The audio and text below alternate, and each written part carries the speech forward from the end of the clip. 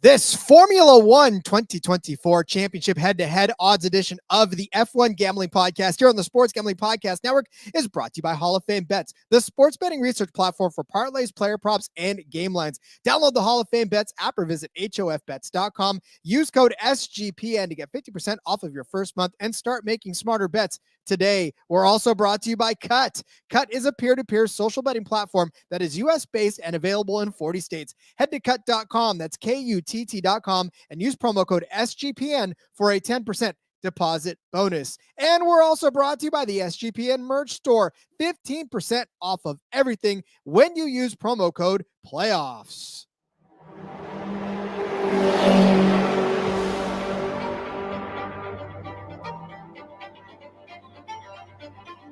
Get ready for speed. You just wait, sunshine. You just wait. Get ready for the passion. To whom it may concern you. Get ready for the raw emotion. Sì, ragazzi! Grazie! Dai, forza Ferrari! Get ready for the F1 Gambling Podcast on the Sports Gambling Podcast Network. Now, here are your hosts, Rod Villagomez and Cody Zeeb. Hey, everybody. It is a very special edition of the F1 Gambling Podcast because, Cody, for the first time, I want to say this is the first time that we have been live with this show. How incredible is that? Yeah, first time going live on the YouTube for the F1 Gambling Podcast. So if you're a podcast listener, make sure you check out the NASCAR Gambling Podcast YouTube channel. That's where we're at. You can sign up over there, see Rod's beautiful face, look at me as I talk as well. And yeah, we might start doing some more F1 live too. Why not? We always have a good time talking NASCAR live. And you know, to be honest, it makes it easier for you on the back end if we just recorded live. So why not? I mean, it's a little bit, it's negligible, but I'm telling you right now, I'm enjoying this. And we buried the lead. It is, of course, the F1 Gambling Podcast. He's Cody Zeeb. I'm Rod Villagomez. And yes, we are live. So episode 50, no less. You pointed that out to me. I realized that that's a very significant number. And we're celebrating it live, I suppose. Yeah, exactly. It's a good time to have our first live episode. Episode 50. Man, for coming from a couple of guys that didn't really know much about F1 a couple of years ago, now we're 50 episodes into talking about it. Love it. Amen. We already have our first chat member. That is J Mark from the Old Fashioned Football Show. Justin, welcome in. What's up, gentlemen? What's up? And then he says Alfa Romeo is now A1 steak sauce. Wait, I don't think that's quite right. No, it's not. But we did have some fantastic Alfa Romeo steak whiskey on the crossover episode. If you haven't listened to that yet, that was a fantastic NASCAR gambling old-fashioned podcast crossover in the NASCAR gambling feed. Loved that episode. That was fun. Yeah, that was a ton of fun. Go back and check it out. It's kind of one of those evergreen episodes. It doesn't really expire. You can go listen to it and enjoy it anytime. Had a lot of fun with J Mark and Miranda. It was a great time. It was a great time. So, yeah, again, this is the F1 Gambling Podcast. We are going to be talking about championship head-to-head odds and really kind of going over what the books have given us. And we really noticed a theme, obviously, because they're not hiding what they're giving us right now. They're literally loading up on teammates. It's definitely teammates, and it's teammate against teammate. And so we're going to have to go through each one of those teammates and give you their odds and what we think. Preston in the chat. Hey, Preston, he says no longer Alfa Romeo. That's right. Sadly, new name won't be allowed in some countries. Really? Steak won't be allowed in some countries? Yeah. I don't know anything about the not being allowed. Expand on that more if you know the details of that. I don't know what it won't be allowed in some countries. I don't know what a country that doesn't like steak. Maybe, I don't know.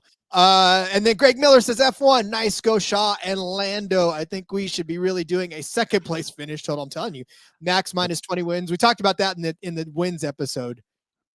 Yeah, I mean, why they offer it in the races in the season, like best finishing driver, Max not included, basically. So they should offer that for the championship odds as well. But we've done a couple of episodes in the off season here, championship odds. We did some win totals, talked about Max, where he's going to get to for his wins. So make sure you go back and check those out as well.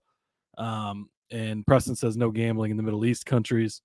Yeah, I guess that would be. And I saw, I don't think it's confirmed, but Red Bull via the AlphaTauri team, they're doing some deal where they're going to be Cash App Bull. I didn't read into it too much. I just saw the story earlier today, but they're kind of embracing it too. So I guess here we go. Well, I mean, listen, it's to each a country their own. Obviously, we have our own things here that we prohibit or won't allow. So I guess I understand, but yeah. Although I will say, and Preston kind of elaborate more. Yeah, same with McLaren and views. Yeah. No smoking, vaping. Yeah, it is so different. I going around the world in the military, Rod. Oh yes. I don't know if you remember like the smoking cartons where they have like cartons of cigarette and it's just like a big picture of like a heart with that's full of cancer, or like lungs that are like completely black and it says this will give you cancer, and then they like sell you the whole box. They're like, here you go. It's like, oh, okay, whatever. But they won't rules everywhere, so it's a fine line when you're going to be a worldwide sport like that. Yeah, Korea's not shy about taking your money when it comes to that kind of stuff. So it's they just want to show you what you're up against, but they'll certainly take your money for it. That's fine. Yeah, exactly. It's fine. You can have it. We're just going to tell you that's going to kill you. But here you go. So here's the thing: get in the Discord channel if you're not there already. There was a sexy picture of a McLaren that was posted earlier. Is that what it's going to look like, right? Yeah, they're kind of the first ones to like unveil their livery for this year, and it's. Man, their cars always just look so beautiful. I love them. They're beautiful looking cars, and who knows? Maybe they'll be able to keep up with Max a little better this year. I don't know, man. They would have to shed like 100,000 pounds and get some rockets. It takes that one little tweak they find, Rod. Be right it's there true. With them. It's true. I'm going to be so excited to see those things take the track. It's going to be, I can't get here fast enough. That is for sure. So. Really, there's no more other news. Like we said, they're also hibernating. Haas news, right? Oh yeah, that's right. Gunter Steiner, he's out. Sadly, he will not be mostly sadly for the Netflix series because he was always a character and one of the favorites on the show for sure. But I'm gonna completely destroy his name. I think it's Ao Kamatsu is the new team principal over there for Haas. And his quote today was, he's not trying to be Gunter Steiner. Basically, he respects him and, he's going to do things a different way. Nobody can be Gunter. That guy was a one of a kind. Hopefully he'll land some other job in F1. I'm sure. Hopefully, the TV camera will still follow him around. Obviously this, coming season of Drive to Survive will have all of him from this past 2023 season. So we still get one more full season of the show, at least with him as team principal. Hey, and maybe we'll get kind of the backstory of why, right? Preston. Ty Majeski could help him catch Red Bull. Not much help hiding the rocket, though. That's a good one. Yep. Hey, they really figured something out over there until they got caught. That's what happens when you're, again, fueling with all in all, right? You're trying to get the edge on everybody. But yeah, that's going to be interesting to see this play out because we know that Haas was, they had their struggles and they were up and they were down and then they were just, you could see the frustration on Gunther's face just about every single race when something went wrong over there. And Gene is a very, very forgiving guy, but you know he wants to win. He wants to win bad, and if you're not getting it done, he's not afraid to move on. So, and it's not been a lot of bright spots for him. I mean, Cole Custer, they won the title, the Xfinity title this past season, but his NASCAR team's been a little rough lately. His F1 team's been so-so. So he wants to make some changes and get some things done, and can't blame him for that. Nope. And I'm sure that Gunther will land on his feet somewhere. There's a lot of folks that are probably wanting him to be somewhere in their camp. So be very, very curious to see where he ends up landing in the end. So, Absolutely. All right, let's talk some win totals, shall we? Let's do that. But as always, let me tell you about DraftKings. DraftKings Sportsbook, an official sports betting partner of the NFL playoffs, is bringing you an offer that'll help make the playoffs electrifying. If you are a new customer, you can bet $5 on any game and get $200 instantly in bonus bets. As we know, the NFL playoffs are about to kick off here in a couple of days. My 49ers are back in action, thank God. But around the league, let's take a look at what you got to bet on here over DraftKings. You got Houston Texans right now that are 9.5-point underdogs to the Baltimore Ravens. The Packers 9.5-point underdogs rather to my Niners. Holy cow, if they were favorites, I'd probably protest. Buccaneers 6.5-point underdogs to the Lions, and the Chiefs 2.5-point underdogs to the Bills. All the road teams are all underdogs. That's kind of curious, but make sure you get down over there on DraftKings and find your favorite line and bet on it. Download the DraftKings Sportsbook app now. Use code SGP. New customers, you bet $5, you get $200 instantly in bonus bets only on DraftKings Sportsbook with code SGP. The crown is yours. Gambling problem? Call 1-800-GAMBLER or visit www.1800gambler.net.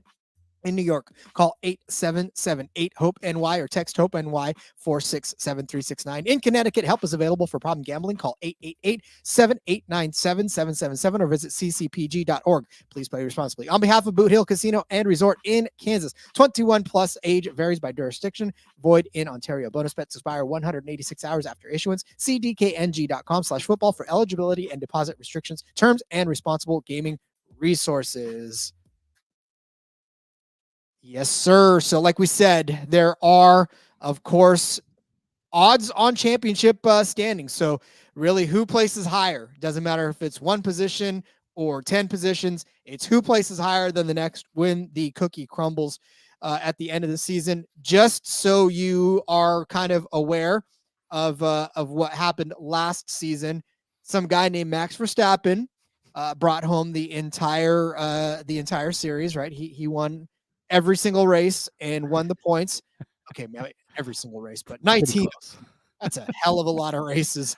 575 points, followed by Perez, Hamilton, Alonso, Leclerc, Norris, Sainz, Russell, Piastri, Stroll, Gasly, Ocon, Albon, Tsunoda, Bottas, Hülkenberg, Ricciardo, Zhou Guanyu, Magnussen, and Liam Lawson. Actually was the 20th driver. Sargent and Nick DeVries were there as well, but obviously neither one of them ran full seasons. But that was your standings. Obviously, we'll go through them as we go through them again, but kind of not a lot of surprises up top, right? I mean, we knew that Max was probably going to run away with it, and the big fight was for second place, because of course we knew that Sergio was kind of trying to hold off probably both Mercedes and Aston Martin there at the end too for second place. So again, maybe Alonso was kind of a bigger surprise because nobody really expected him to jump up into the top 5, but there he was. So yeah, I mean, this season's going to be very interesting. When we're talking about the race totals, it was sort of us kind of conceding the fact that Max was going to be champion again, I guess, until you knock him off, right? But where does that put you as far as win totals? And then if more people are going to win races next season, like we're kind of hoping for, well, that sort of does shuffle up the standings because it gives you more points. Race wins equal points. And if more people are going to win races, then more points can be awarded elsewhere. Yeah, absolutely.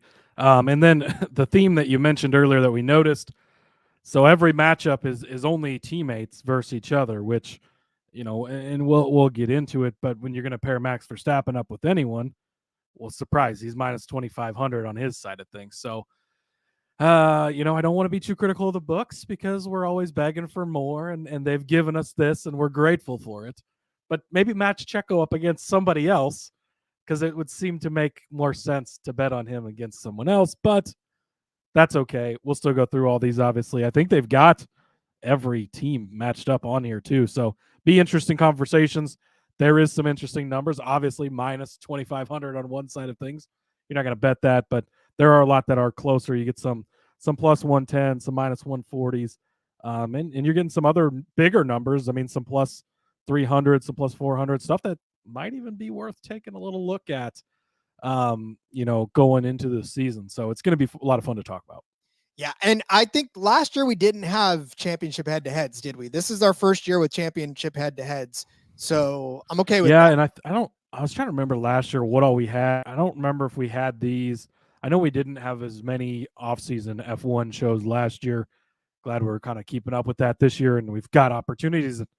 And shout out to the books because they are giving us plenty of different things that we're able to talk about. We've got a few more episodes we can do with different things they're offering. So that is nice. But I don't remember having this market last season. Yeah. So thank you. Great start. Let's mix things up. Now let's tweak it and match up across teams. Okay, so let's start then. Let's go ahead and just take a dive because I want to talk about the first one before and I'm going to talk about this one that you just brought up before we go to break because this will be a good conversation to have, and then we'll dive into the ones that are actually a little bit closer. So you talked about it. Verstappen and Perez are locked in battle here for the season. You gave out the line minus 2,500 for Max Verstappen to finish better than Sergio Perez. But here's the thing, Cody. Perez is at 12-1. So we know that people can stay on top of their game for a considerable amount of time if nobody challenges them, correct? And so sometimes, though, when you're pushing as hard as you are, accidents happen. Something happens. I know you're shaking your head, Cody, but this is 3 years in a row now. Yeah, I mean, how much longer? It's about to be 4 years in a row. You think? Okay. At 12-1, I mean, a case could be made like, hey, maybe the Red Bulls are it's the same car, right? And in theory, they're very similar and they're going to be close. We know Max is obviously much more talented. I mean, he doubled just about. Did he double him? He didn't double him, but he got, did he double him? I think he did double him. He did double. It was 575 to 285. To 285. So I'm not that good at math quickly, but it's close to doubling at least Checo from last season. I mean, I just don't see. Again, we talked about it in the win totals episode and even in the championship odds episode of how Max could slip and he could run into a cold streak and they could have problems. But do you really think? I mean, I don't know. At 12-1, it's a nice underdog, right? And what's his odds to win the championship? Checo's are 25. So, I mean, you could take this, and then if Red Bull just comes out and it's completely flat, but is that really going to happen? I don't think so. And if they are, Max is still going to be the better of the two. So I'd rather take, one of the other longer shots to win the championship in hopes of Max has a down season. But even if Max has a down season, obviously unlikely, like we've mentioned, but is Checo going to have a so much better season where he actually outpoints him? Just find that really, really hard to believe. So I don't think it's worth it. Obviously, you can't lay minus 2,500 on the Max side. But I really don't know that a 12-1 bet on Checo. I think you could spend that money elsewhere. I mean, yes, but like putting it on Max minus 2,500. Well, exactly. That's just basically having them hold your money for you. Yeah, just hang on to this. Here, I want this back in November. It's a good Christmas play, right? It's a Christmas fund. You just give it to them and give this back to me right before Christmas, and it's fine. No, but I mean, the only reason that I even pause at all on these 12 plus 1,200 is the longest. They're the longest odds on anybody on this entire rest of the slate. So to me, I wonder, again, and it's not. But it's the team with the biggest difference, right? Yeah. So that's why. I mean, because it really is that big of it, and that's not Checo's fault. I mean, Checo's a great driver, right? But Max is just that next elite, and that's why I wish we had Checo versus like Lando. I mean, Lando's higher than him in the championship odds, right? So give me a Checo versus Lando head to head. We could why are you even offering Max at minus 2,500? Put Lando in there, put Leclerc in there, put whoever else in there, and let's have the conversation with more bettable odds. It gets frustrating in that in that case. So I know DraftKings doesn't have these up yet. Hopefully our guy Laird Den is listening to this, taking notes on what to give us, and we can come back and do another episode of this. That's beautiful too. I would love, if nothing else, when DraftKings pops out there and all of a sudden we get a Checo versus Lando, then we'll know if he's really paying attention to us. You want a virtual hug? You get a virtual hug there, buddy. Because we will give you lavish virtual hugs on this show for that. So okay, but like I said, if you really just truly believe that luck will end up running out, and you want some insurance if it does, a lot of luck. It is a lot of luck, but hell, man, people have cashed a lot longer. So Yeah. I'm just saying, I would not fault you if you decided to try to just bank that this is the year that that Max runs into something and doesn't point very well. So not to say that it's going to happen, because I honestly believe that it won't. But yeah, okay. Yeah, the conversation can be had. I'm just saying, and we are having it. So That's what we're here for. I tell you what, Cody, listen, all of those bets that we're talking about right now, not DraftKings, we can use KUTT to make those bets. We can actually place official KUTT bets on Lando versus Perez. We can make any bet we want, as a matter of fact, because KUTT is a peer-to-peer social betting platform that's US based and available in 40 states. Peer-to-peer social betting is new and better way to bet. You can bet directly against your friends or other users on sports, politics, pop cultures, or anything else with verifiable outcomes. You want to bet on the upcoming awards season? You can totally do that against your friends. You want to bet on, I don't know, The Bachelor or something else that you want to bet on, Survivor's coming up here in a little while. Any of those reality type shows where somebody gets voted off, you want to bet on that, you can totally bet on that. All you got to do is just use KUTT. They offer the lowest VIG. They've got fully customizable odds, which like I said, you can create your own bets. Plus, KUTT handles the payment side of things, so you never have to chase anyone down for the money. That means you can bet anywhere across the country because KUTT handles everything right in its app. Plus, you get social features like group chats, betting leaderboards, head-to-head history, user profiles, fan groups, and more. You get rewards also, cash back every single time you bet against your friends or other users. Reminder that KUTT is the peer-to-peer social betting platform that's US-based and legal in 40 states. Head to KUTT.com, that's KUTT.com, and use promo code SGPN for a 10% deposit bonus. You know we love us some Underdog fantasy here on this show. Underdog's been gracious enough to give us not just NASCAR, but F1 all season long, and they're going to do it again for you this coming season. So find a way to play alongside your favorite fantasy player and all season long: NFL, NBA, NHL, college basketball, college football, NASCAR, F1. Simply pick higher or lower on your favorite players' fantasy stats and cash in. Always watch along, make your picks, maybe make a little cash over on Underdog's mobile app or website, underdogfantasy.com. And when you sign up with the promo code SGPN, Underdog's going to double your first deposit up to $100. That's Underdog Fantasy promo code SGPN. Well, now that we got the easy one out of the way, I suppose, which didn't turn out to be quite so easy after all, let's go to one that's a little bit tighter on the schedule here. And let's go to Pierre Gasly and Esteban Ocon over there in their camp. Listen, this one was, I think, a lot tighter than we thought it was going to be. They finished one place between each other. Gasly getting the best of Ocon. Gasly finishing 11, Ocon finishing 9th. That Alpine team, we won a lot of money off of those guys in top 10s and points finished, and sometimes even top 6s. So we know that they're fully capable of both doing well. Gasly, both of them have one podium between the two of them this season. And the average finish for Pierre Gasly was 10.7, Esteban Ocon 11.9. So you want to talk about just Alpine being close in not just the track week after week, but just close overall.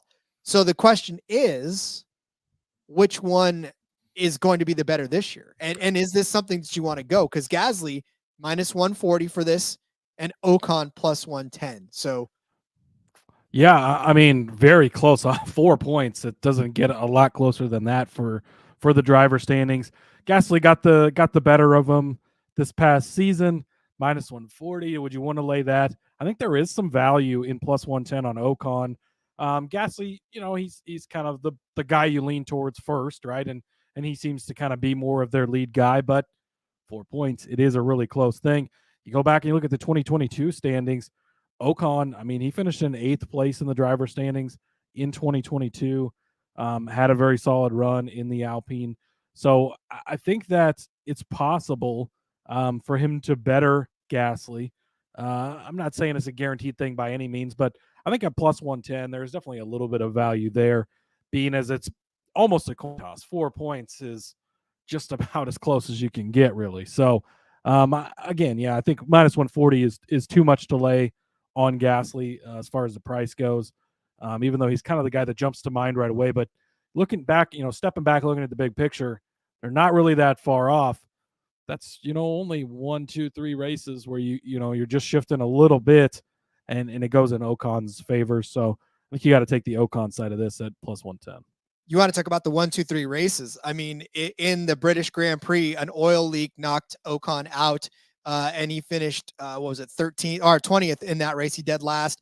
A crash took him out of the Hungaroring. Steering. So the crashes I'll take out, because the crashes, that's crash, but oil leak took him out of the British Grand Prix. The Italian Grand Prix, a steering issue took him out. He finished 19th in that one. Gearbox took him out of the Marina Bay Circuit one. And he finished 18th in that one. Those are 3 that very easily could have been a finish for him if mechanical error wouldn't have taken him out. Yeah, mechanical errors and wrecks seem to just plague in wrong place, wrong time a lot of the times. We were in on double Alpine points finishes quite a bit last season, so we felt that when he wasn't quite getting it done. But yeah, I think that those are good examples of a couple of points here or there. He's on the other side of this, so I think if you're going to take this one, the plus money side is the way to go. Yeah, I agree. And even in Bahrain, right, to start the season off, he started 9th, and an unknown issue took him out, and he finished 18th. So, another promising start kind of dwindled away because of an unknown error. So, yeah, I mean, I liked it too. I like the plus money side of this. I just think Ocon has been one of those guys that if he can just keep out of trouble, if he can just find his way to the finish, more often than not, he's going to finish well. And that 11.9 place finish would have been a little bit better with a better finish in any one of those races. So Nick Fortune popping in to say, hello, gentlemen, doing the great work that we do. Go 49ers. Yes, sir. Go 49ers. I'm ready for this. There you go. You guys in your 49ers looking solid this weekend. What did you say? 9.5 points in the DraftKings read. So scary. I don't like that 9.5. Oh man, it's all about the favorites on week 2. Except the is. Kansas City game. Go back Kansas City. Okay. I think it's gross too, but it's the only thing that's less gross than Buffalo. You are factually correct on that one. All right, let's take a look at the Haas drivers. The newly departed Gunther will depart, but his Haas drivers will continue on. We've got Kevin Magnussen taking on Nico Hülkenberg in this one. Magnussen is at plus 190, Hülkenberg at 240. Look at where they were at last year. Hülkenberg was 16. Magnussen was 19. 3 places between them. Hülkenberg had, 10 points? I'm sorry, 9 points. Magnussen had 3 points, championship points wise. So the question is, now that Haas is beginning to, take on its new image, what does that mean for the team? I guess because that didn't come out when we were talking about the championship total, the championship crown total, right? So we're kind of working off new information here. I don't think the team takes a gigantic step up, but I will say that as we watched Magnussen and Hülkenberg last year, it was just a matter of who finished the race, honestly. And more than that, I don't know if you could really pick between the two week in and week out. So this one's tough. 240 is a lot to lay on Magnussen. But then again, it's not as if, Hülkenberg has been his average finish, Hülkenberg 14.5, Magnussen 15.6. It's not enough for me to want to bet either side of this, honestly. This one's for me is a fairly easy Kevin Magnussen. It's plus 190. So you're getting a solid price on it. You go back to 2022. He did score 25 points for Haas that season, finishes 13th in in the Drivers' Championship. Now, Hulkenberg wasn't full-time that year. I think he looks like he ran a couple races for Aston Martin, but he wasn't one of their main drivers, so he didn't score any points. But I think it just shows you that Magnussen can score some points. Obviously, neither one did real well when it came to points this past season, with Magnussen only having 3 and Hulkenberg only having 9. It's not a ton, but it seemed to me like there was many races where Hulkenberg, comes out and qualifies well. Or he's starting third, he's starting second, he's kind of up near the front, and then this problem or that problem, and they just couldn't quite get things together. As Preston pointed out a little bit ago, MoneyGram's coming on board this season. That sponsorship money should help them out a lot, and maybe pushes them forward a little bit. I think that you just line these two drivers up next to each other. Is Hulkenberg, minus, what is it, minus 240? Is he minus 240 better than Kevin Magnussen? I don't think so. And I think that Magnussen, he's had his ups and downs, but he's been a guy I've turned to a few times to bet on, and there's spots where you can get in on him, and he's had some impressive runs here. Obviously, these guys are kind of both veterans at this point, but I don't think that Hulkenberg should be that much of a favorite in this matchup, and I kind of like the Magnussen side of things. Again, you're only talking, 9 points is the most that one of them scored last season. That's only a couple of finishes, again, like we were talking about, with the Ocon and Gasly thing a few minutes ago. It's not that big of a difference. So I think the Magnussen side of this, a plus 190, this is one of those opportunities where you're getting a little bit of a bigger number. Plus 190 is decent in just a head-to-head. He's only got to beat one guy. It's his teammate. Again, similar cars, similar rides, everything. And there's not really a 1A guy or a guy that's like, oh, this is their big guy for the future, nothing like that. They're just the two guys that are in those rides right now. So Magnussen starts off with a points finisher too early in the season. The attention kind of swings to him. They put it behind him for the rest of the season, and you can easily be cashing this plus 190. I don't think it seems a little bit mispriced to me. I think it shouldn't be so lopsided. So, this is a pretty easy Magnussen. Go ahead and bet it for me. Yeah, if I'm going to lean in a direction, it would be toward the plus money. Magnussen 5 DNFs last season. Hulkenberg only had 2, but one of those or 2 of those for Magnussen were kind of unforced errors. There's a power unit in Monte Carlo and an engine problem in Silverstone. So, I don't know. It just, neither one of them excite me for the most part. I feel like they only scored 12 points last season. So between the two, between the two. So it shouldn't excite you too much, but I do think that it's too big of a gap. It shouldn't be, it shouldn't be that far off, I don't think. Yeah. Again, it's just a matter of, do you want to tie it up? I feel like we could win more money on either one of them on a solid points day later on in the season, if not early on in the season. And it just seems like Magnussen's more the guy, like randomly he scores a podium over a Hulkenberg, right? It seems so much easier to picture him. And if he does that, might be enough for him to just beat him for the whole season because they're going to be so close in the points anyways. Yeah. Again, I bet we could get a double points finish at plus 2 something, and you could cash that bet in the first week rather than wait a whole almost year for plus 190 to hit. So, yes. All right. We got more to get to, but I also want to tell you about Hall of Fame Bets. Win bigger by betting smarter this NFL season with Hall of Fame Bets, the sports betting analytics platform for parlays, player props, and game lines. Research every NFL, NBA, and soccer bet with historical stats and data. You can enter any parlay idea into Hall of Fame Bets revolutionary parlay optimizer tool. You're going to get hit rates broken down by leg, as well as an expected probability for the entire parlay. Sort all players by hit rate for any bet to learn which players are hot and which picks have value. Stop betting in the dark. Join over 30,000 users researching with Hall of Fame Bets to craft more intelligent, data-driven parlays. Download the Hall of Fame Bets app or visit hofbets.com. Use code SGPN to get 50% off of your first month today. Start researching, start winning with Hall of Fame Bets. We're in a heated battle between all the other shows here on the network as far as merch store is concerned.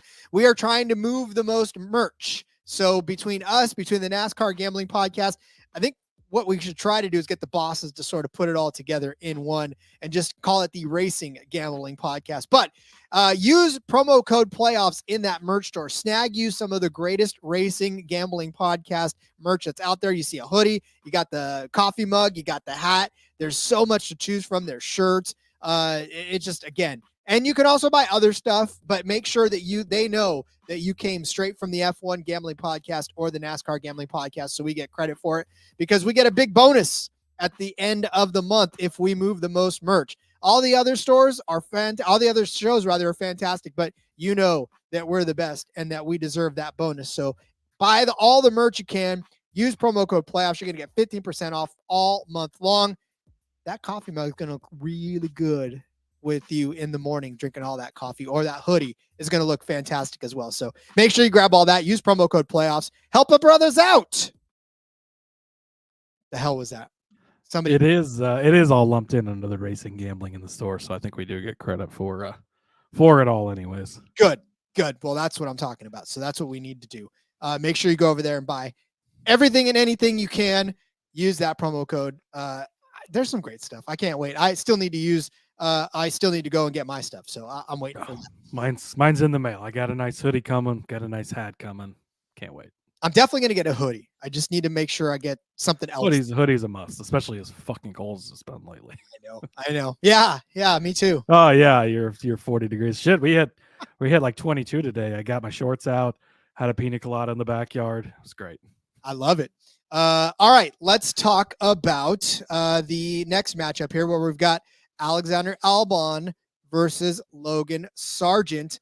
We've got Albon in this one, and rightfully so, I suppose, minus 600 as the favorite over Logan Sargent. The Williams Racing Team just, I mean, this one's no contest, sure. But man, minus 600 to plus 425 kind of touched on where they were last year, where it was Albon as the 13th place driver with 27 points. And then Logan Sargent was 21st, got 1 point out of the whole season. Is there a conversation to be had? Liam Lawson ran like a third of a season and outpointed Sargent. It is great to have an American driver. But I mean, it would have to be a seemingly large leap. Like, granted, the cars aren't super great in the Williams camp, but Albon still managed to score 27. I mean, that's more than both the Haas's combined. It's not like he had that bad of a season. Now, if it was something where Albon had only scored 9 points or something like that, and you could make an argument that Sargent improves a little bit this season and scores a few points, but is he going to be able to score 27 points to match an Albon? I just don't see that coming. Does he only get 2 this season, or what? He only got 1 this past season. Does he, get more than that? You hope so, right? Have we seen enough to really make you believe that's going to happen? I don't know. I mean, you compare him to an Oscar Piastri, and I get that Piastri's in better equipment, but Piastri did a lot more with what he's given. I just don't see it. I mean, Sargent just so consistently near the back that I think that Albon still has the big advantage. Obviously, at minus 600, the books think that too. I don't think plus 425 is a big enough number to speculate that Sargent's going to be that much better. Do we get some improvement? You really hope so, and you would love to see it, but I don't think it's going to be that much of an improvement. Yeah, and when you just look at the points finishes too for Albon, he had a points finish at Montreal in Canada. He had one at the British Grand Prix. He had one at the Dutch Grand Prix, the Italian Grand Prix, in Austin, in Mexico City. Like, he was pointing pretty well and pretty consistently in some of those races, and it was looking pretty good. 1 point out of a points finish in Marina Bay. And again, when we were going through the season, we were talking about points finishes, we were looking at Albon as a points finisher more often than not, right? We were trying to make a case for him to be in the points. So yeah, he's a guy you can bet on throughout the season to get points finishes. Mm-hmm. Did we bring Sargent up for a points finish? We might have once early in the season with like an American, they're in Miami, maybe he'll get it done. But outside of that, like, he wasn't really getting close to points. He had the one, but he wasn't getting close to them on a week-to-week basis, where Albon's kind of always in the conversation to be near the points. And I think that, it's just plus 425 it's a big number, but it's just not worth it. I don't think you can even make a strong enough case to put Sargent above him. Yeah. And again, I mean, it was just Bahrain was a 12th place finish. It was close to being outside of the points as you can be. 13th in Spielberg, 11th at the British Grand Prix, 13th at Monza, 10th in Austin. That was his 1 points finish. And then the 11th place finish at Interlagos. So, I mean, again, yeah, but you're not laying 600 on this one. So there's just no way. Yeah, this one's a no bet. And it's frustrating because this one I would have rather had like an Albon versus Ocon, you know? These two guys just, I get it's the same equipment and they're coming out of the same stable, but they're really, and your number even shows they're not really a true matchup. It's not a true head-to-head. He's minus 600. So, yeah, again, matchup Sargent with Zhou Guan Yu or with Kevin Magnussen, who he finished around near the points last season, right? And then we can have a conversation. Maybe he does, outperform one of those guys, and it's a smaller number, but it's a more even matchup. This one, it's just you can't even really make a case for it. It's a decent number, but not for what you're getting. I want nothing to do with it. Indeed. All right, well, let's get on to one that could be a little more. Do you want a piece of that? And that is the AlphaTauris of Daniel Ricciardo and Yuki Tsunoda. Daniel Ricciardo minus 140 to win this matchup over Yuki Tsunoda, who is at plus 110. You know that Cody loves him some Daniel Ricciardo, but Yuki Tsunoda is not somebody that you can take lightly, I think. That's why this number is as tight as it is, because if you look at the standings, Yuki Tsunoda was in 14th, Daniel Ricciardo in 17th, but Daniel Ricciardo only ran 7 races. Missed, yeah. This is, I love Yuki and he does okay, but how do you not take Daniel in this? I don't even mind laying the 140 on this. It's a bigger number than you'd like to lay, but this is easily a Ricciardo, right? Ricciardo is just a much more talented guy. And Yuki's been doing a great job, and it's great to see him back for another season, but come on. I mean, in 7 races, that's all that Ricciardo ran was 7 races. That was it. Dang, it felt like he did miss a lot of the time, and I guess so. Yeah, and he was only 21 points behind him, or not even. He was only 11 points behind Tsunoda. And there's what 20. We're up to 23 races now. 22. Now, yeah. So you spread that out over an additional, 15, 16 races, whatever it is. I think that Ricciardo can easily pass Tsunoda. So I don't even mind laying the minus 140 on this. I love Ricciardo, but I think that we're going to see a solid season from him. And hey, you never know. Checo's not performing well. Daniel gets thrown into the Red Bull. Watch out, Rod. Oof, man, could you imagine that? I tried calling that last year. It didn't work, but I know you did. Maybe I'm a year late on the prediction. Who knows? Well, I was going to say Ricciardo was the reserve driver for Red Bull until he moved over to the old lower bowl. And it's still, I mean, and they're in the same house, and we've seen them switch guys from AlphaTauri into Red Bull before. So Checo's underperforming. Watch out. The junior varsity. Checo's in a contract year too, so a lot of pressure on him. So, yeah. The junior varsity Red Bull team. Yeah, exactly. Yeah. So, but if you look at even just what they did last season, so in 7 races, Ricciardo had an average finish of 12.7. He was only 1 position away from his average start, which was 13.7. And for Yuki Tsunoda, it was 13.6 over the course of his 22 races. But literally, his start position was 13.8. So he was starting finishing where he was starting for most of the season. And for Ricciardo, an average finish of 12.7, I think that would have only improved had he been able to race all of the races, because, again, you saw how talented he was. And for Tsunoda, it was, just outside of the points, a points finish, just outside of the points. It was kind of frustrating for that. So, yeah, definitely something to work on. Preston coming in saying Alpha are working in the same building as Red Bull now. Yep, at least more than before. McLaren CEO talked about it in the team's livery launch, but expect them to further up the grid at least. And I think, it's kind of been a topic of conversation that Red Bull is going to put more into the AlphaTauri team. I believe Horner's mentioned they're going to spend up to the cap this year, which I don't think is something they've done in the past. Yeah, like Preston mentioned, McLaren CEO was talking about it. I think that AlphaTauri does kind of take the next step, and that'll be great for Tsunoda as well. But if you give Ricciardo a little bit of a better thing, I think he's going to be able to take advantage of it more. And I think that even furthers the point of just get in on Ricciardo. And I think this could be one that you kind of look back at the end of the season and you think, wow, it's silly that was only minus 140, because you hit it so easily that you didn't even sweat it out. Yeah. And again, this will be hopefully a full season for Ricardo, and that we can definitely. Yeah, and I mean, injuries are just something you can't predict, and it happens. But I think that coming off of an injury and having it where if you just glance at the standings, he was worse in the standings, and I think that gives you the opportunity to capitalize, and you're getting better value because he didn't have that full season.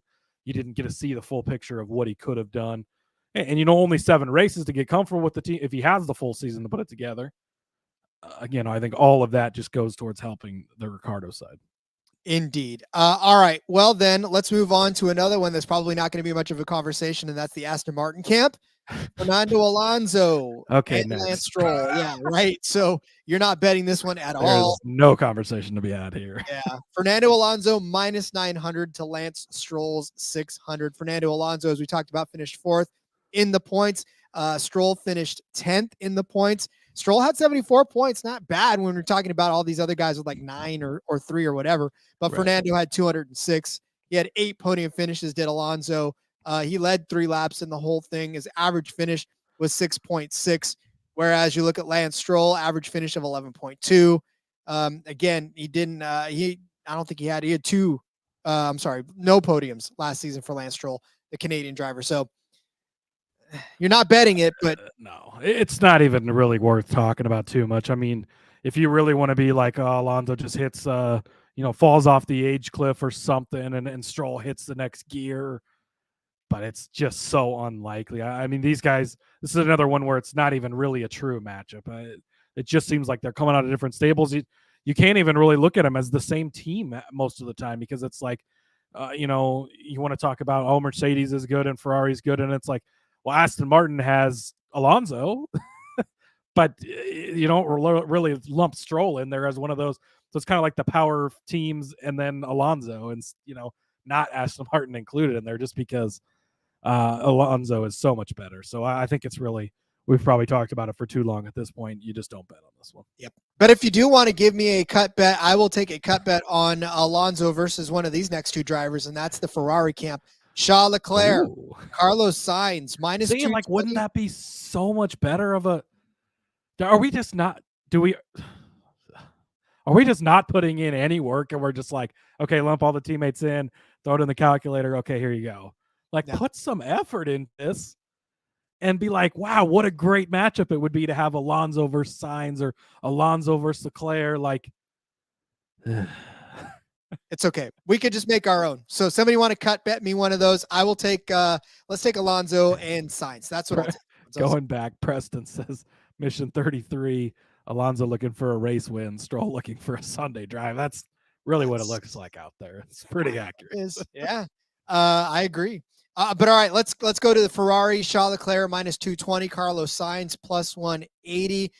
Leclerc got the better of the 2 last season. Leclerc finished in 5th with 206 points. Sainz 7th with 200 points. That's a pretty damn close right there. A couple of positions separating the 2. And Leclerc even had 5 DNFs last season still, whereas Sainz only had 3. And one of those, of course, was the last of the season. So it makes me wonder, had he been able to finish every race, Carlos Sainz, would he have been able to overtake his teammate for the position there in the finals? And at plus 180, I feel like it's worth speculating, because look, we both know that these guys are both good, but it feels like sometimes Charles Leclerc with his 5 DNFs, right? And just, I mean, he only had 6 podium finishes last year where he was, on the pole. What was it? How many poles did he have? 1, 2, 3, 4 5 poles last year, and a couple of front row starts, and he was only able to turn them into 6 podium finishes. Like, that's how frustrating of a season it was for Leclerc last year. So it just makes me wonder. I don't know. I mean, I feel like Sainz at plus 180 is worth speculation. But yeah, this is definitely worth looking at, and even maybe throwing some shekels on, because if you look at it in name value only, like Leclerc he's the main guy over there, right? He's the top driver, and you look at it and you're like, oh, this is easily Leclerc. But you go back and you look, and last season only 6 points separated them. You go back to 2022, and Leclerc really got the better of him, and he was the guy who was competing with Max, right? And Leclerc definitely has the higher ceiling, I think, of the two. And as Preston said, what I'm about to get to here, Sainz beat Leclerc in 2021, the first Ferrari season.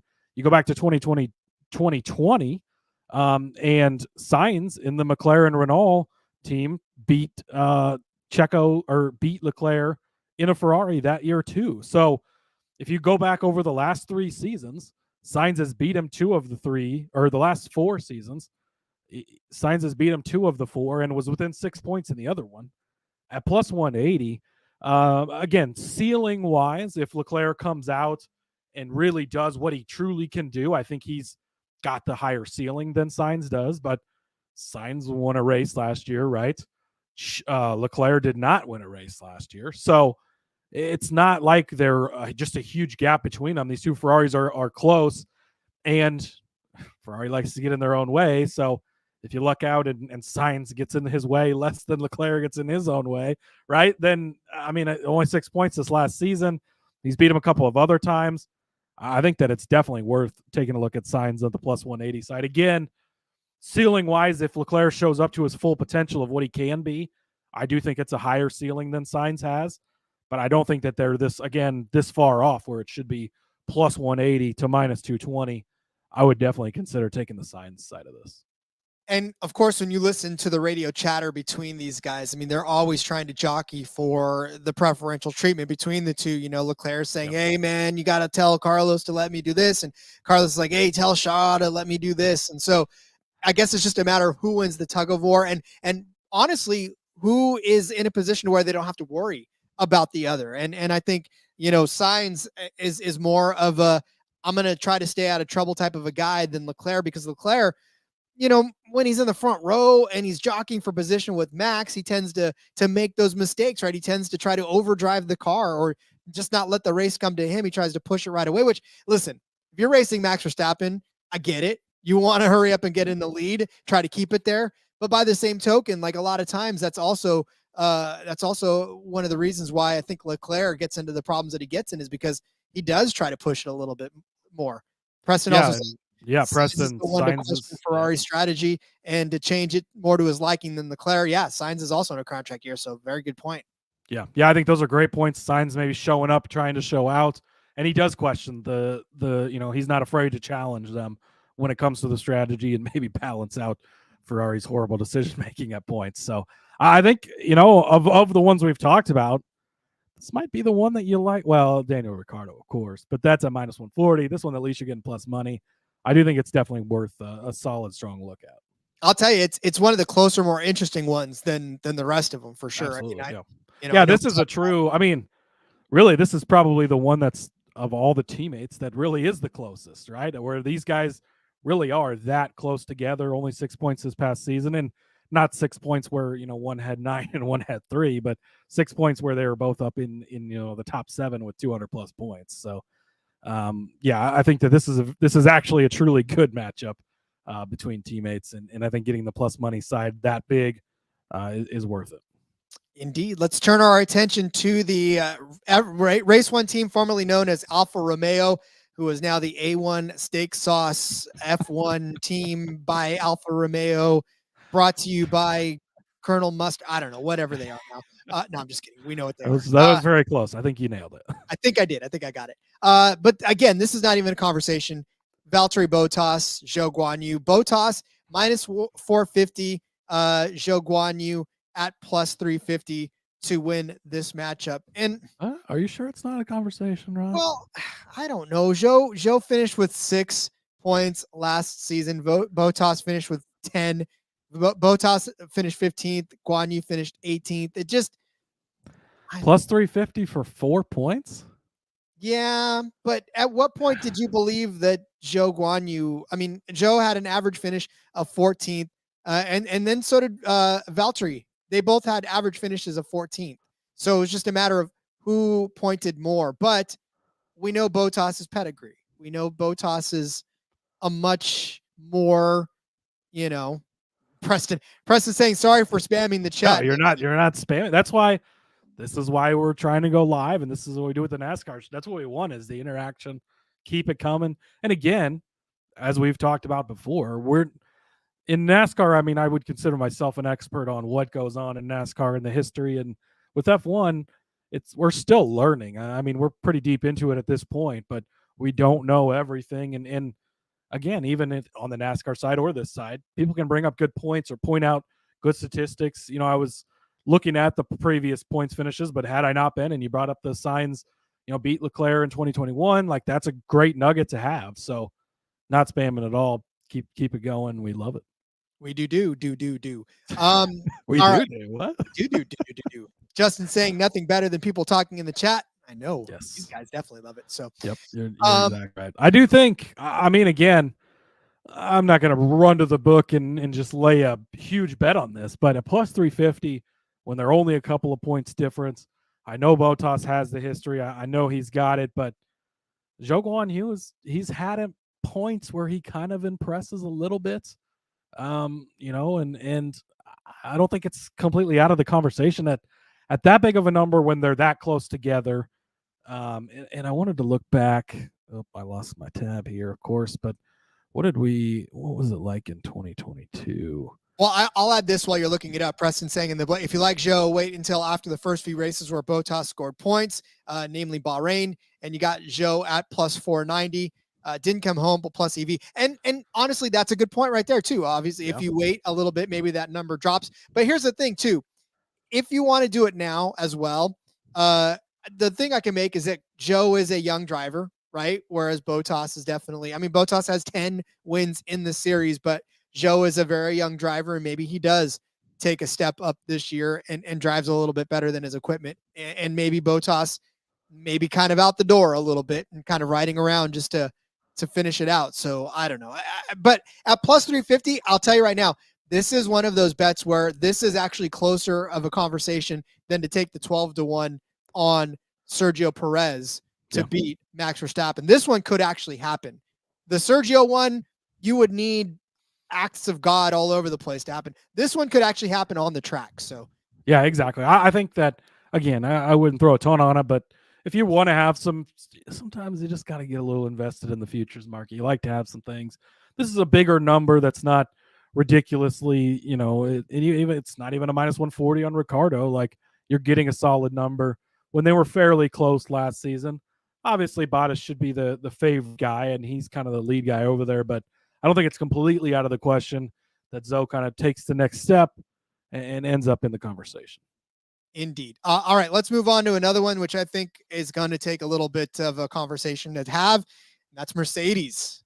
We got Lewis Hamilton against George Russell. Lewis at minus 275 rather, and George at plus 220. I think you just take the George side of this because you just how do you not? Yeah. I mean, again, we love Lewis, and he's one of the greatest to ever do it, if not the greatest. Well, Max might have something to say about that in the near future, but you go back to just 2 seasons ago, and Russell 35 more points than Hamilton did. Now, I know that fell off this past season, and Russell had gone from finishing top 6 in every race but 2 to having a pretty rough season last year. But I'm just going to attribute that to the brakes just weren't falling his way. I think that balance is back. Again, we don't really see Lewis lighting the world on fire, winning a bunch of races. Lewis is still going to be the guy at Mercedes because he's Lewis, but Russell is the future, and he's a good younger talent, and they really like him, and he's shown a lot of promise. He got that win a couple of seasons ago. I think that it's going to be a balance in between the great 2022 season he had and the letdown he had last season, but this number, again, should not be this far apart. I mean, I don't think that Hamilton you're over 400-point swing here in where you've got Hamilton at minus 275 and Russell at plus 220.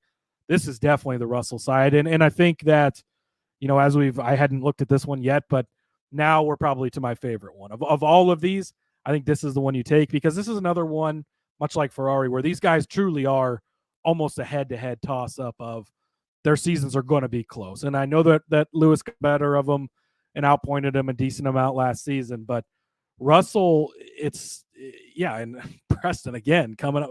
Do we remember 2022 when it wasn't even close? He was leading and running second in the Australian GP before the power, unit. He may win again before Lewis. Lewis might be done winning. We've talked about that. We might not see it again. And Russell is not. We're going to see Russell win more. Mercedes is not going to be on the downturn very long. They're going to keep it going. They just re-signed Toto for another extension to stay as the principal. Things are going to be fine. Russell's been learning from Lewis. Who better to learn from over these few seasons? Again, rough parts last season, but yeah, this is actually what I might run to the table and bet on because I do like this one a lot. So this is the Russell plus 220. I think, again, out of all of these, I think if you're going to bet on one, if you're only picking one, this is the one to get on at plus 220 for Russell. So looking at last season for Lewis Hamilton, his average start 6.1, average finish 6.2.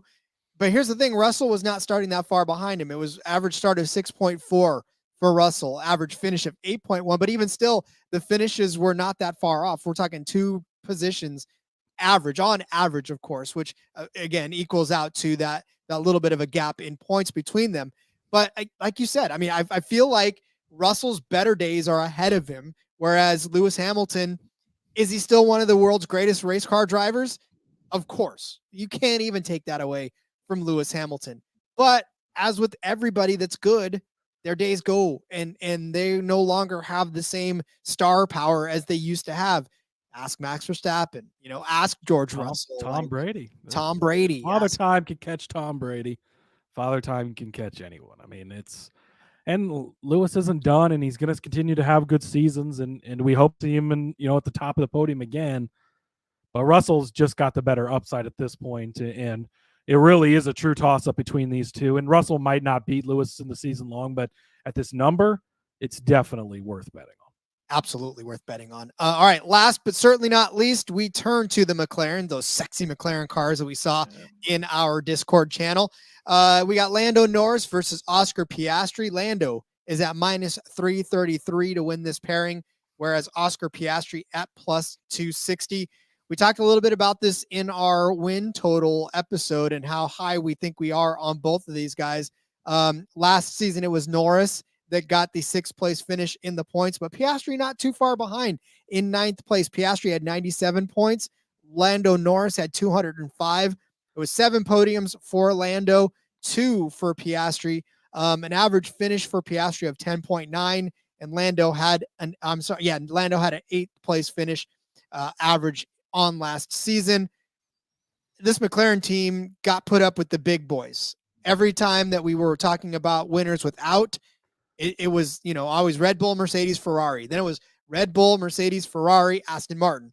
Then it was Red Bull, Mercedes, Ferrari, Aston Martin, McLaren. So that just shows you the power of that McLaren team and those 2 drivers. Now, the question is, do we think that is going to be Lando continuing on his hot streak, or do we think Piastri can make a run at Lando this season? This is a good chance to call your shot if you want to call it. I know that Lando has been impressive. I know he's been the top dog there.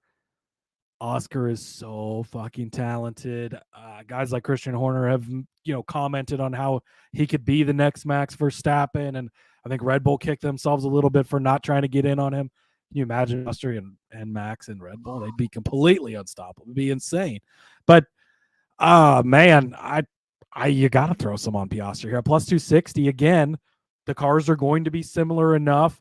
Lando's the veteran guy. He's been around. But Piastri's the young up-and-coming guy. He's got that rookie season out of his way. Is this where he really takes that big, giant step forward? You can't put it past him. Lando's being talked about with the big dogs. Max is the championship favorite. Lewis is second, and Lando is third. But, man, I love Oscar so much. And I think at some point, Oscar is the guy that challenges Max. And I'm not saying that that's going to be this year because I don't think it's going to be this year yet. But at some point, he's the guy that maybe dethrones him, or he's the guy that takes it to the wire and doesn't let Max win the championship 5 races into the season, right? And if you think he maybe starts taking that step this season, this is a juicy one. Again, I think I'd bet Russell first, but Piastri might be the second guy I would bet in these.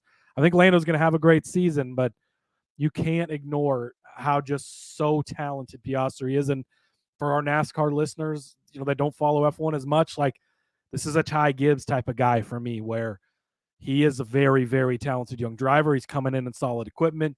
He's got that rookie season under his belt. Time to take the reins off and let these guys go now. I think Ty Gibbs is going to have a huge season. I think Oscar Piastri is going to have a huge season. So I would take him in this head-to-head against Lando. And honestly, again, this is one of are you surprised? I guess the question is, are you surprised that this is at minus 333 for Lando? I mean, I know, I think that, again, and if these guys were the same number, you're probably going to take Lando, obviously, right? He's the favorite for a reason, and I don't want to I want to make sure that that's stated. Like, it really is value because you're getting Piastri at a good number at plus 260, so that factors in a lot. But yeah, I mean, and Preston again making a great team. Or a great point here. Says McLaren, my team. I think Lando has the edge now, but Oscar's only going to get better with race management. And don't forget, Ricciardo and Piastri have won in McLaren before, before Norris has. Norris still hasn't won. So I think that, again, it's going to be, and man, I hope that we get good numbers on Piastri early in the season, because it's going to be a guy that I'm targeting for whatever it is, top sixes, points finish, whatever we can get good numbers on him for. It's going to be like Ty Gibbs, where you're going to love getting in on these bets early, and eventually you're going to look back and say, whoa, can you believe we ever had the opportunity to bet Max Verstappen against his teammate at plus money? I mean, Oscar Piastri against his teammate at plus money, right? It has the potential to look like that down the road. So I think this is a great opportunity. Very, very big on Piastri this season. I wish we had like a top 5, top 3 championship finish bet, because I would love to get in on Piastri. And yeah, Preston, Piastri won F3 and F2 in his first 2 seasons coming up. Did Gibbs win trucks, or even, Gibbs just skipped trucks. He went straight to Xfinity. He's reversed me, where he's tighter to F1 with NASCAR, but a good comparison. Yeah, Gibbs just skipped Xfinity or trucks, but he went straight into Xfinity, won his first career race, and then, won the first championship that he ran for. So I think there's a lot of comparisons, because Piastri has won F3, he's won F2, he's coming up. He's got such a future. I'm so excited to watch him, and we get to see it right from the start. We get to watch his career grow and progress. So I love betting on him. So I think biggest takeaways out of all this, Russell must have. Piastri's next on my list. Indeed. All right. Well, that will wrap it up. That does it. All the head-to-heads are now in the books. Hopefully we gave you some good insight. Hopefully we gave you some good stuff to jump in on now. And just like Preston had said earlier, sometimes if you want to wait on some of these guys, you can wait, because there'll be an opportunity for the teammates to point early in the season. And if they continue to give us these odds, you could probably find a better number as they go on. So keep an eye open for that as well. Cody, happy 50, buddy. I'm telling you, happy 50th episode. Preston says so too. He says, great show, guys. Happy 50. Thank you. Thanks for, again, commenting along. We appreciate it. If you're listening on the podcast in the future here, we're talking to you in the future. Wow, it's so crazy. Ooh. But go subscribe to we just have it on the NASCAR Gambling Podcast feed for now. We don't have our own feed for F1, but go subscribe over there, click the bell, start doing some more of these live so you can interact as well. And we can kind of get everybody's takes and thoughts as we go live. So thanks Preston for joining. Thanks Old Fashioned Football for joining. Throws up the whiskey glass emoji. Oh man, so excited for racing. 17 days until NASCAR's on the track. F1 is shortly behind them. Cannot wait. Oh, let's go. Yep. I'm telling you right now, this is an exciting part of the year, because all the speculation will be over soon and we will be able to start watching these guys go on the track. So, all right, let's bid adieu to everybody today, and we'll send everybody on their way and start placing these bets. But until we do, Cody, let everybody know where they can find you on social media. Yep. Follow me on the X at @Husker_Zeeb. Find all my work over there. Got a cool casino piece, some best casinos across America, little casino road trip, something different. It was a lot of fun to research that. Go check that out. Give it a read. Give it a click. Helps me out. Appreciate it. And then, go buy some merch. Got a lot of fun merch over there. I guess I was looking during one of the breaks. Nothing F1 specific at this time because copyright stuff. But there is racing, gambling stuff in there. So go check it out. Load up. And, we'll be back later this evening with some NASCAR stuff. So join us in a bit.